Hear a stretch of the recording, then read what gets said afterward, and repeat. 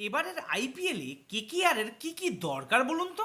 Opener তো দরকারি, তবে লোয়ার অর্ডারের ব্যাটার এলে মজা চলে আসবে। যদি একটা ভারতীয় প্রেসার পাওয়া যায় তাহলে তো মন্দ হয় না। তবে হ্যাঁ, ইউ নিড আ ক্যাপ্টেন, আর এই সব কিছু পাওয়া গেলেই কেল্লা ফতে, এতটুকুই আশা আছে। কিন্তু আদেও কাকে পাওয়া যাবে আর কিভাবে, চলুন আলোচনা করি। নমস্কার, আমি প্রীতেশ, আপনাদের স্বাগত জানাই ক্রিকেট স্ট্র্যাটেজিতে। ভারতীয় ক্রিকেট মহলে যে চিফ সিলেক্টর যে বদলাতে চলেছে এই বিষয়ে কোনো সন্দেহ নেই। তাই এখন অজিত আগারকারের বদলে উঠে আসছে লক্ষ্মণের নাম। মাঝে কিছুদিন আবার আশ্বিনের কথাও শোনা যাচ্ছিল। তবে হ্যাঁ, এটা শুনে যে বড্ডই খারাপ হয়ে গেল মনটা। জাসপ্রীত বুমরা চোটের কারণে শ্রীলঙ্কায় টেস্ট সিরিজ খেলতে যেতে পারছে না। সেই ছিটকে যাওয়ার পর শোনা যাচ্ছিল তার পরিবর্তন হিসেবে দলের সুযোগ পাবে জম্মু কাশ্মীরের আকিব নবী। আর সেই জল্পনাই এবার সত্যি হতে চলেছে। আর আপনাদের যদি সত্যি সত্যি আমার এই ভিডিওটি ভালো লাগে তাহলে ঝটপট করে দিন লাইক, আর চ্যানেলটি সাবস্ক্রাইব করতে মোটেই ভুলবেন না। দিল্লির কাছ থেকে যদি কেএল রাহুলকে পাওয়া যেত তাহলে ওপেনার,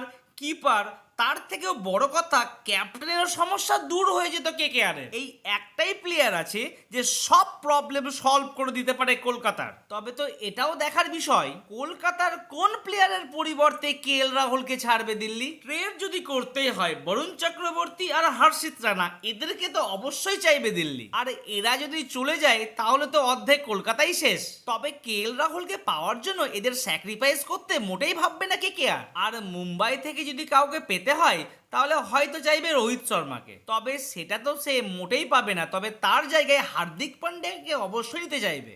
এর পরিবর্তে হয়তো ক্যামেরন গ্রিনকে দিতে পারে মুম্বাইকে। আর যদি হায়দ্রাবাদ থেকে কাউকে নিতে চাই তাহলে তো একজনই আছেন, সেটা হচ্ছে ঈশান কিষান। কিন্তু প্যাট কামিন্স আমার মনে হয় না আর হায়দ্রাবাদের থাকবে ক্যাপ্টেন। আর হায়দ্রাবাদ পার্মানেন্টলি ভাবে ক্যাপ্টেন করতে চলেছে ঈশান কিষানকে। তাই সেই দিকে কেকেআর এর হাত বাড়ানো চলবে না। তাহলে কি সিএসকে এর সঞ্জু আর ঋতুরাজ গাইকোয়াড়কে চাইতে পারে? তার পরিবর্তে হয়তো রিঙ্কু সিং কিংবা সুনীল নারায়ণকে দেবে। আমার তো মনে হয় না এই ট্রেডে কেউ রাজি থাকবে। তবে হ্যাঁ, কলকাতা যে বড় প্রবলেমে পড়েছে এই বিষয়ে কোনো সন্দেহ নেই। তো বন্ধুরা, আপনাদের মতে কি মনে হচ্ছে কলকাতার কোন কোন প্লেয়ারকে প্রয়োজন রয়েছে?